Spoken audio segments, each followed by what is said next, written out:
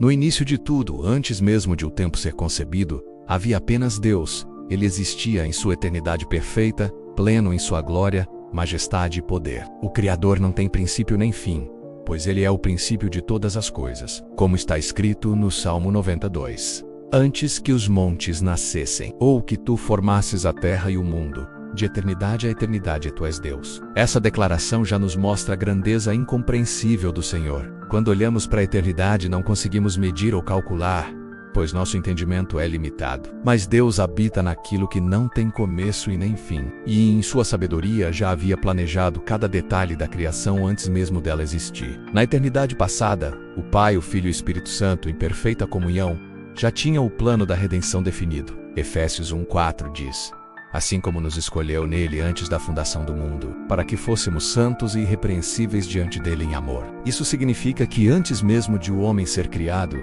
antes mesmo de o pecado entrar no mundo, Deus já sabia o que iria acontecer e já tinha providenciado o caminho da salvação.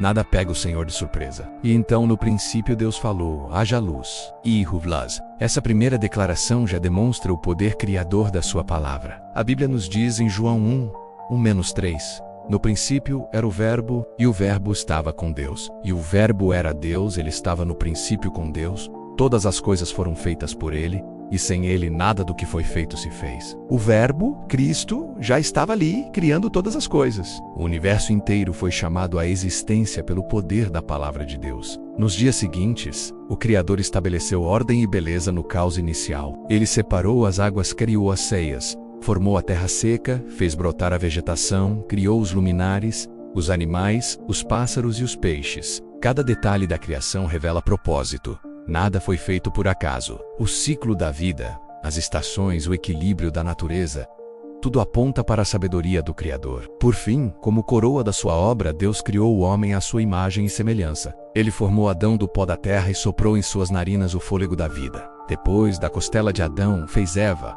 para que juntos refletissem o amor e a glória de Deus. Adão e Eva receberam a missão de governar a terra e cultivar o jardim. No Éden havia abundância, paz e comunhão direta com Deus. A cada dia, o Criador visitava o jardim e falava com eles. Era um relacionamento íntimo, puro e sem barreiras. Mas no meio daquele lugar perfeito, havia uma árvore cujo fruto estava proibido, a árvore do conhecimento do bem e do mal. Essa ordem de Deus não era uma limitação cruel, mas um teste de obediência e amor. O livre-arbítrio permitia que o homem escolhesse permanecer fiel ou se afastar. No entanto, antes da criação do homem, já havia ocorrido uma rebelião no céu. Lúcifer, um anjo ungido, perfeito em formosura e cheio de sabedoria, deixou que o orgulho dominasse o seu coração. Ele quis ser igual a Deus.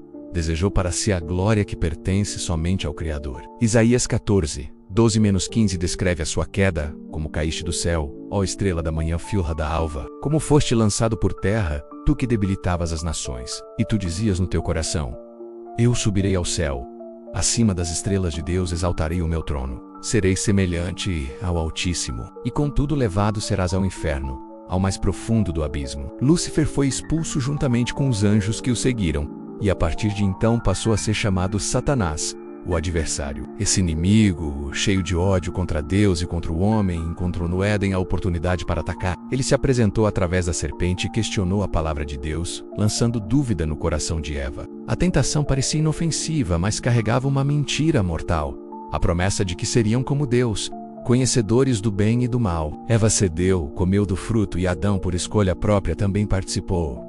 Nesse momento, o pecado entrou no mundo, a inocência foi perdida, a vergonha tomou o lugar da pureza, e o medo substituiu a paz. Quando Deus os chamou, eles se esconderam. A comunhão havia sido quebrada, as consequências foram imediatas e profundas. A terra foi amaldiçoada, o trabalho se tornou árduo, a dor passou a fazer parte da vida, e a morte entrou na experiência humana. Romanos 5:12 resume essa realidade. Portanto, assim como por um só homem entrou o pecado no mundo, e pelo pecado a morte, assim também a morte passou a todos os homens, por isso que todos pecaram. Desde então, cada geração carrega as marcas daquela escolha, ou sofrimento. As guerras, as doenças e as injustiças são ecos da queda no Éden, mas no mesmo capítulo em que o homem cai, Deus traz uma promessa de esperança. Em Gênesis 3:15 ele declara à serpente: e porém inimizade entre ti e a mulher, e entre a tua semente e a sua semente. Esta te ferirá a cabeça, e tu lhe ferirás o calcanhar. Essa é a primeira profecia messiânica, o anúncio de que um descendente da mulher esmagaria a cabeça de Satanás. Desde esse momento, a história da humanidade passou a apontar para a cruz. O Cordeiro de Deus já estava preparado antes da fundação do mundo, como lemos em Apocalipse 13:8. Todo o Antigo Testamento revela, através de símbolos, sacrifícios e profetas, esse plano de salvação. No tabernáculo, no Cordeiro Pascal, nos sacrifícios, tudo apontava para o sacrifício perfeito de Cristo. E quando a plenitude do tempo chegou, Jesus nasceu, viveu entre nós, morreu na cruz e ressuscitou ao terceiro dia. Cumprindo o plano eterno de Deus, ele venceu o pecado e a morte, e abriu para nós o caminho de volta ao Pai. Hoje, cada um de nós enfrenta a mesma realidade de escolha que Adão e Eva tiveram. O pecado ainda afasta, mas o sangue de Jesus restaura. O inimigo ainda engana, mas Cristo já o derrotou. O convite permanece: nascer de novo, como disse Jesus em João 3:3, e andar em comunhão com Deus.